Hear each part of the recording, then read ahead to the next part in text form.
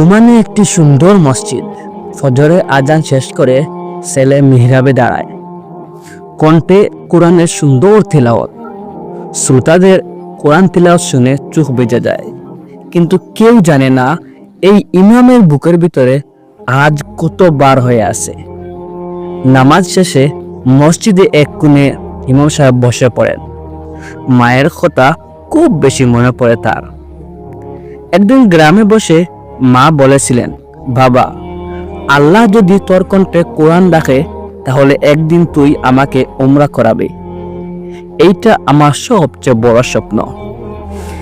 ছেলে সেদিন মায়ের চোখের দিকে তাকিয়ে মাকে বলেছিল, হে আমার আম্মা জান, আমি আপনাকে কথা দিচ্ছি, আল্লাহর যদি হুকুম হয় আমি তোমাকে উমরা করাবো ইনশাআল্লাহ। আজ সে ওমানের একজন সম্মানিত ইমাম সাহেব।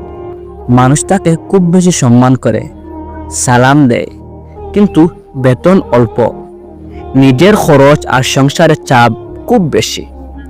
প্রতিদিন মসজিদের মেহরাবে দাঁড়িয়ে সে আল্লাহর ঘরের কথা মানুষকে সবসময় শোনায়, কিন্তু নিজের মাকে এখনো আল্লাহর ঘরে নিয়ে যেতে পারেনি। মা ফোনে কখনো অভিযোগ করেন না, বরং সব সময় বলে থাকেন ছেলেকে, বাবা, তুই নমাজ পড়াস, এটাই আমার সবচেয়ে বড় গর্ব। কিন্তু ছেলে জানে তার প্রতিশ্রুতি এখনো পূরণ হয়নি। এক রাতে তাহাজ্জুদের নামাজে সে কাঁদতে কাঁদতে আল্লাহকে বলল, হে আমার আল্লাহ, আমি মানুষকে তোমার ঘরের পথ দেখাই, আমার মাকে একবার হলেও তোমার ঘরে ডাকার তৌফিক দাও। তার চোখের পানি সেজদায় কিন্তু পড়ে। প্রতিশ্রুতি আর তার অপেক্ষার বার সেই সেজদায় মিলিয়ে যায়। বাতি অন্যকে আলো দেয়, নিজেও পুড়ে।